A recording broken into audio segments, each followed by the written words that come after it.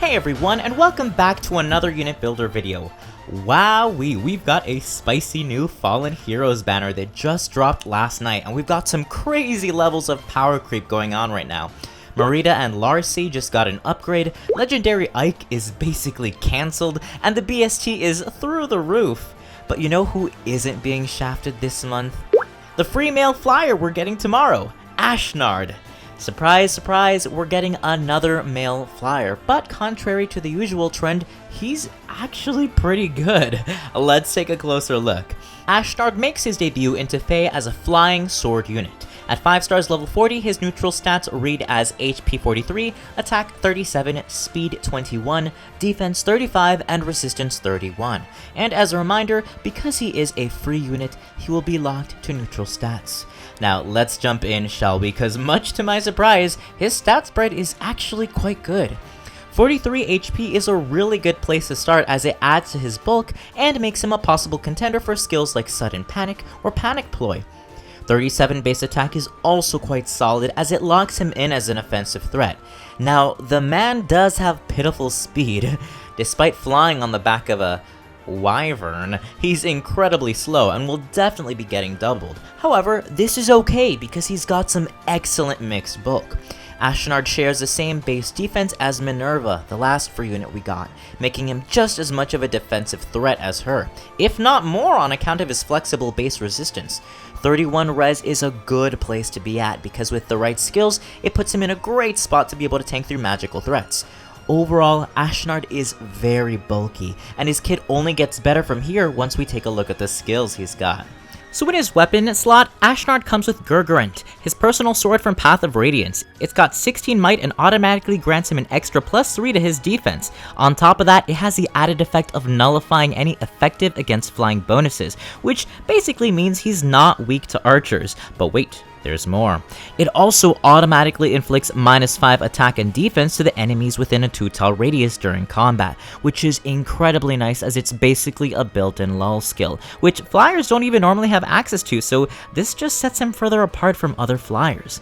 Moving on to his special, he comes with Dragon Fang, which has a cooldown cost of 4 and scales its damage off of the unit's attack. As we already mentioned, Ashnard's got some solid base attack that will definitely help him make use of this special. Now, as we approach Ashnard's A slot, this is where things start to get kinda weird. So he comes with Distant Defense 3, which is a very solid skill that grants +6 defense and resistance on the enemy phase when facing any ranged threats. So think bows, mages, staff users, etc. It's a good skill, and given his mixed bulk, it works really well for him, but the catch is that with his base kit as it is, Ashnard has no way of actually counterattacking any ranged threats. He can tank through them, which is fine, but if you really want to play to Ashnard's strengths, you're gonna want to replace this with Distant Counter. We'll talk more about that when we get to our builds, but let's finish up with his C skill, Even Attack Wave 3. So this is interesting. As I'm sure many of us know, Even Attack Wave grants +6 attack to Ashnard and any allies within a 2 tile radius on even number turns. It's a good skill and especially budget friendly.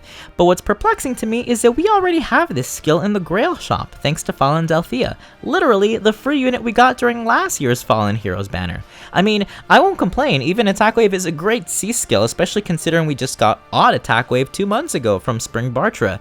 But doesn't it seem a little odd that we're getting the same skill on 2 Fallen Heroes? It's just me, you know?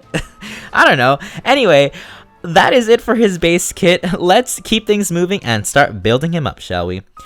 So for our first build today, we're gonna go for, surprise, surprise, a Distant Counter build. As I had mentioned previously, Ashnard's got the stats to be able to make excellent use of Distant Counter. He's got great mixed bulk, and because of Gurgurant's effect in nullifying bonuses against flying units, he'll be able to safely tank through bows and magic threats alike. That being said, we're obviously keeping his personal weapon in place.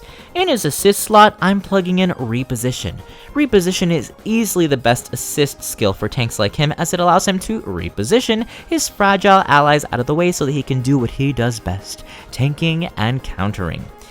In an effort to keep this build budget friendly, we're going to keep Dragon Fang in place. Given his base attack, it's a solid option for him that doesn't have to be switched out. Now, as I already mentioned, we've got Distant Counter in the A slot, which is sort of the cornerstone for this build. It also locks him in as an enemy phase unit, which is why it makes perfect sense to plug in Quick Riposte in the B slot. Quick Riposte is a fantastic skill that guarantees Ashnard a follow-up in the enemy phase so long as his HP is above 70%. Considering how slow he is, this skill is a must-have so that he can double throughout each round of combat. In his C skill, you'll notice that we're keeping even attack wave, which is already a solid budget-friendly skill. After all, he'd certainly welcome any improvements to his already good attack. And that just leaves us with his S slot, which, coincidentally, I decided to fill in with Distant Defense 3. The reality is that Distant Defense is a great skill for Ashnard, but we need to get it out of his A slot so that we can plug in Distant Counter in there instead. With that little switcheroo, he gets the best of both worlds by being able to counterattack range threats, and by of course benefiting from the in-combat buffs as well. And that is it for our first build. It is complete. It's really simple and straightforward, but it's very effective and definitely plays to his strengths. It's also probably the more budget-friendly for him, as Distant Counter is really the only premium skill here, and even so, it's becoming easier and easier to find nowadays. I know lots of people had pulled a Nagi or two from the recent Voting Gauntlet or the legendary Edelgard banner, so if you manage to get her, Ashnard is a fantastic unit to fodder Distant Counter to. Now, despite this build for Ashnard, I do have a second build for him should anyone not want to go with Distant Counter. On to build number 2. So for our second build, we're going to continue to utilize Ashnard as a tank, but instead focus our resources towards maximizing his close range capabilities. And full disclaimer, this is almost a carbon copy of one of the builds I had saved up for Altena. Except that that video never quite saw the light of day, so we're using it here instead.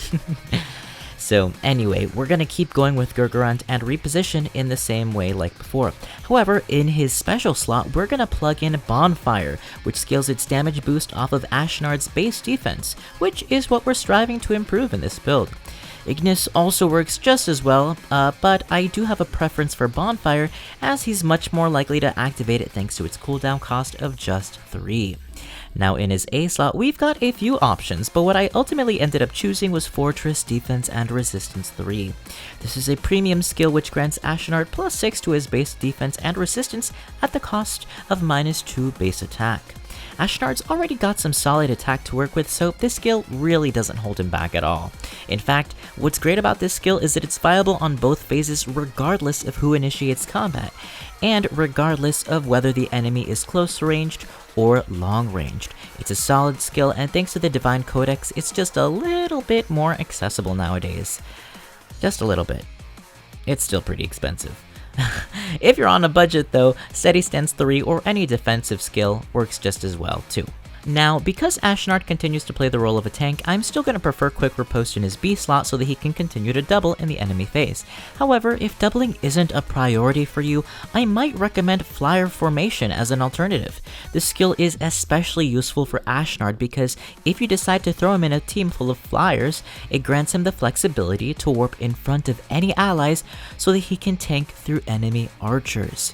This skill is especially accessible now thanks to the baby Minerva we got just a few weeks ago, as well as of course being available in the Sacred Seal Forge, so you've got options.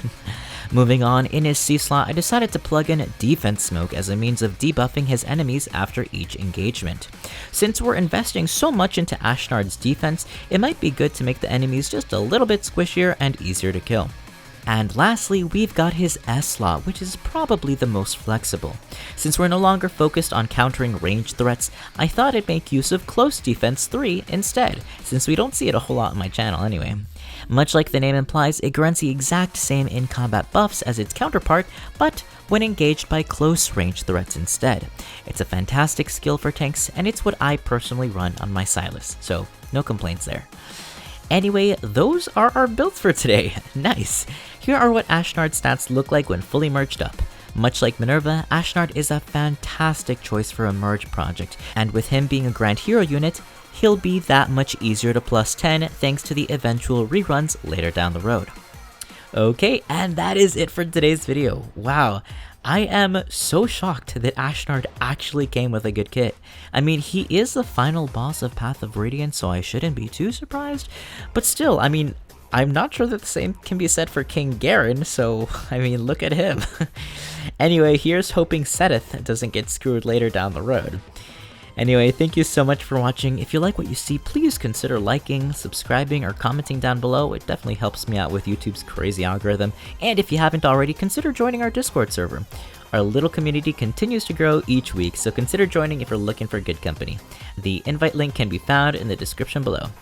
Anyway, that is it for today's video. Please let me know if you guys are summoning or have already summoned on this banner. I'm kinda tempted to pull for Corrin and Ike, but I'm really on the fence and unsure, so I think I'm probably just gonna think about it for a few days before finally deciding. Let me know what you think down below. Thanks again for watching, and until next time, happy saving, happy summoning, and take care.